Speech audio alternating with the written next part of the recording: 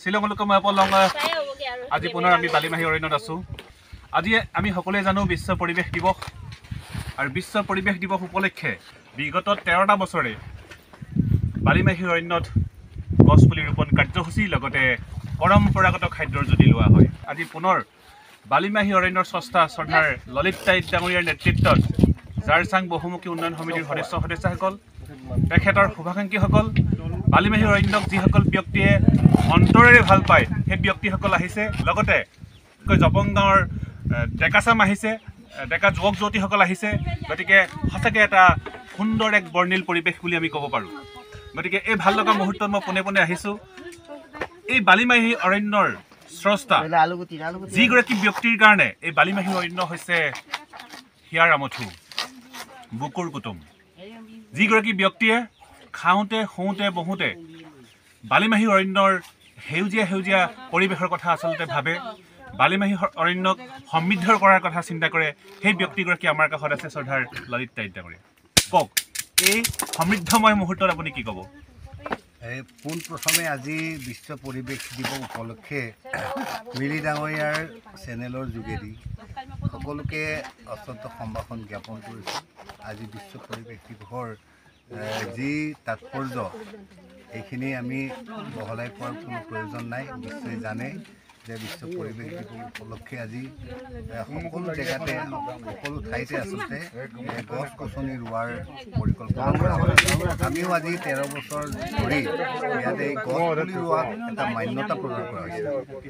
আমাৰ লগতে আমাৰ গাঁওখনৰ যুৱক যুৱতী আৰু অন্যান্য যিবিলাক শুভাকাংক্ষী আছে সকলোৱে আচলতে এই গছ পুলি ৰোপণক অধিক মান্যতা প্ৰদান কৰিবলৈ উৎসৱ ৰূপে আমি পালন কৰোঁ। আৰু উৎসৱ ৰূপে পালন কৰি আজি গছ পুলি ৰোপণৰ আমি পৰম্পৰাগত খাদ্য সামগ্ৰী এইখিনি আমি গ্ৰহণ কৰি আচলতে আমাৰ যিখিনি কাৰুকাৰ্য এই কাৰুকাৰ্যক যাতে আমি মানে আনন্দমুখৰ কৰি তুলিব পাৰোঁ আৰু সকলোকে জনাজাত কৰিব পাৰোঁ, তাৰ কাৰণে আচলতে এই এনেকুৱা এটা ব্যৱস্থা কৰিছোঁ। আৰু আজি ভাল লাগিছে, সকলো আহিছে, আমি যথেষ্ট সুখী হৈছোঁ। ইতিমধ্যে আপোনাৰ নেতৃত্বত প্ৰায় 1000 গছপুলি ৰোপণ কাৰ্যসূচী সম্পন্ন হৈছে, লগত আমিও আছোঁ। এই অভাজনো আজি সৌভাগ্যৱান বুলি ক'ব লাগিব, সৌভাগ্যশালী। মই বিগত 2টা বছৰে আহিছোঁ, পুনৰ এইবাৰ 3য় বৰ্ষ হ'ব। এইবাৰো আপোনালোকৰ লগত সংযুক্ত হৈ ভাল পাইছোঁ। যথেষ্ট এটা ভাল লগা পৰিৱেশ। গোটেই কাৰ্যসূচীত আপোনাৰ শুভাকাংক্ষী আহিছে, গাঁৱৰ যুৱক যুৱতীসকল আহিছে, লগতে জাৰচাং বহুমুখী উন্নয়ন সমিতিৰ সদস্যসকল আহিছে। কেনেকুৱা লাগিছে আপোনাৰ? মই আজি অত্যন্ত সুখী যে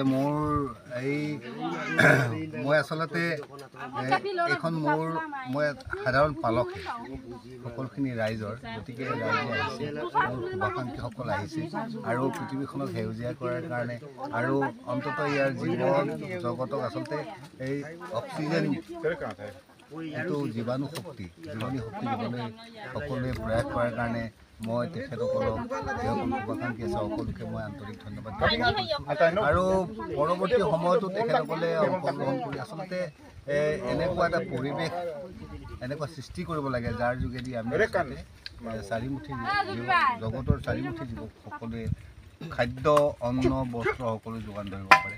হয়, গতিকে আজি তেখেতসকল এই কাৰ্যসূচীত অংশগ্ৰহণ কৰাৰ কাৰণে মই অত্যন্ত সুখী আৰু তেখেতসকলক বহুত ধন্যবাদ জ্ঞাপন কৰিছোঁ।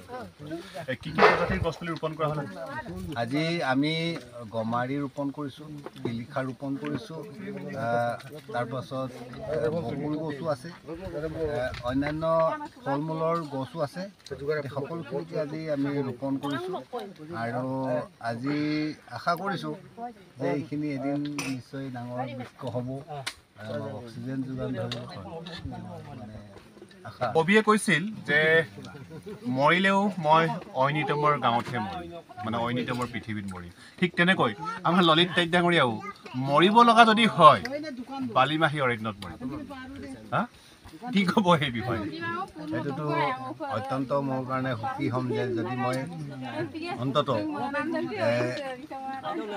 বালিমাহী বা পৰিৱেশৰ যদি সেউজীয়া পৰিৱেশৰ মাজত বা এটা সৃষ্টিৰ মাজত যদি মোৰ এইটোতো মৰণ নহয় আচলতে, হয়, সৃষ্টিৰ মাজত যদি তেনেকুৱা এটা মোৰ কল্পনা আছে যে ইয়াতে মই জন্মগ্ৰহণ কৰিছোঁ, ইয়াতে যদি মই আচলতে জীৱনটো সামৰিব পাৰিলে বা সেউজীয়াৰ মাজত যদি মই বিলীন হ'ব পাৰিলোঁ, সেউজীয়াৰ প্ৰেমত যদি মই বিলীন হৈ যাওঁ, সেইটো মই আশাবাদী। গতিকে মৰিব লগা হ'লেও বালিমাহী অৰণ্যত মৰিম, ইয়াৰ অৰ্থটো এনেকুৱা বৰ যথেষ্ট ব্যাপক। আচলতে তেখেতৰ যি সপোন, যি কষ্ট, যি ত্যাগ, এই গোটেইখিনি যদি সমগ্ৰ যদি আমি সাঙুৰি যদি কওঁ, তেখেতৰ সেই কষ্ট, ত্যাগ, সপোন যদি ভৱিষ্যতলৈ যদি থাকে, যুগে যুগে যদি জীয়াই থাকে, তেতিয়া হয়তো তেখেতৰ যি সপোন আছিলে সাৰ্থক হ'ব। নৱজ আৰ্ক বুলি আমি এটা কাহিনী পঢ়িছিলোঁ। পৃথিৱীখন যেতিয়া ধ্বংসৰ মুখলৈ ডাঙৰ বানপানী এটা হ'ব, তাত পৃথিৱীখন ধ্বংস হ'ব, নোহাই আচলতে নাও এখন সাজিছিলে। এতিয়া তাত প্ৰত্যেকটো প্ৰজাতিৰ জীৱই হওক, উদ্ভিদেই হওক, তেওঁ মানে সংৰক্ষণ কৰিব বিচাৰিছিলে। গতিকে আমিও সকলোৱে, মই মৰাৰ পাছতো আমাৰ যিবিলাক এতিয়া ইয়াত আছে শুভাকাংক্ষী, তেওঁলোকে ইয়াক আচলতে প্ৰতিপালন কৰিব লাগিব। মই কৈছোঁ মই পালকহে, গতিকে সকলোৱে পালন কৰিব লাগিব। গতিকে প্ৰত্যেকটো প্ৰজাতিৰ যদি ইয়াত উদ্ভিদ থাকে, প্ৰত্যেকটো প্ৰজাতিৰ যদি ইয়াত জীৱ জন্তু থাকে, তেতিয়া কিন্তু বৰ্ণময় হ'ব। তেতিয়াহে আচলতে এই যিটো বালিমাহী অৰণ্যৰ যিটো সৃষ্টি সাৰ্থকতা হ'ব বুলি ভাবোঁ।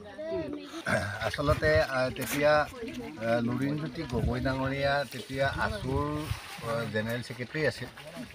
তেওঁ 10,000 পুলিয়ে আমাক দিছিলে আৰু তেওঁ নিজে নিজ হাতেৰে ইয়াত ৰোপণ কৰিছিলে। তাৰ পাছতো শিৱসাগৰ নাট্যপীঠ, তাৰপাছত একল বিদ্যালয়, অন্যান্য জনজাতীয় সংগঠন, তাৰপাছত ৰাইজ, বিভিন্ন ইয়াৰ যিখিনি আমাৰ স্থানীয় সংগঠনৰ কৰ্মী, অন্যান্য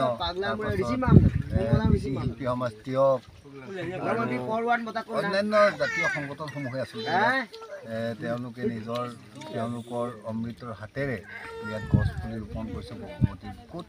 গতিকে এইখিনি এতিয়া লহপহকৈ ডাঙৰ হৈছে। গতিকে আজি এই পবিত্ৰ দিনটোত মই সকলোকে শ্ৰদ্ধা নিবেদন কৰিছোঁ আৰু তেখেতসকলে পাছত আহি আকৌ এইখিনি যদি চাই যায়, তেতিয়া এই বালিমাহী অৰণ্যৰ পৰিসৰটো এতিয়া আমি 1000 বিঘা ৰাখিছোঁ। তাৰপাছত আৰু বৃদ্ধি কৰি থকা হৈছে। আপুনি চৰকাৰক দাবী কৰিব নি? এই বালিমাহী অৰণ্যখন ইতিমধ্যে দেখিছোঁ জাতিষ্কাৰ হৈ পৰিছে। ইয়াত প্ৰায় 1000 বিঘা কেন্দ্ৰ কৰি গোটেই আপোনাৰ গছপুলি ৰোপণ কাৰ্যসূচী চলি আছে। আৰু আমি জানিব পাৰিছোঁ প্ৰত্যেক দেওবাৰে ইয়াত গছ ৰোৱা উৎসৱ সম্পন্ন হয়। প্ৰতি বছৰে 5 জুন তাৰিখে এনেধৰণে আচলতে প্ৰায় 1000 গছপুলি ৰোপণ, লগতে অন্যান্য আনুষংগিক দল সংগঠনৰ নেতা নেতৃত্ব আহে, গাঁৱৰ যুৱক যুৱতীসকল আহে। গতিকে আপুনি চৰকাৰক কি ক'ব? পৰৱৰ্তী সময়ত এই বালিমাহী অৰণ্যখন চৰকাৰৰ আওতালৈ আহিবলৈ আপুনি কিবা ক'ব নেকি? আচলতে যদি মই আশা কৰোঁ যে ইয়াত যদি ডাঙৰ অৰণ্যখন হয়, তেতিয়া আমি আচলতে নিৰাপদে থাকিব পাৰিম।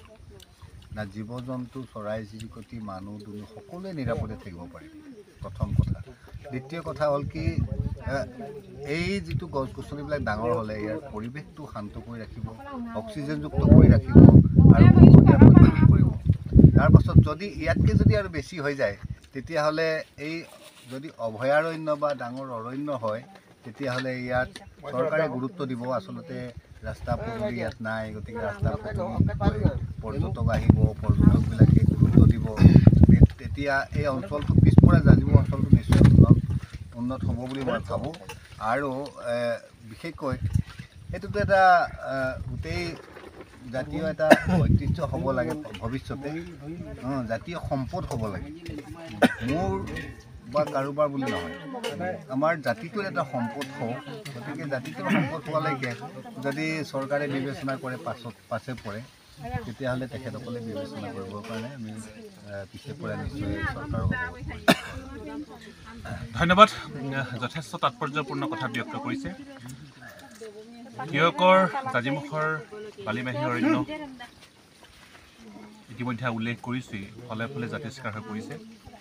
আৰু সেই বালিমাহী অৰণ্যখন পৰৱৰ্তী সময়ত সম্পদলৈ ৰূপান্তৰিত হওক, চৰকাৰৰ দৃষ্টিগোচৰ হওক, আমি আশা কৰিছোঁ।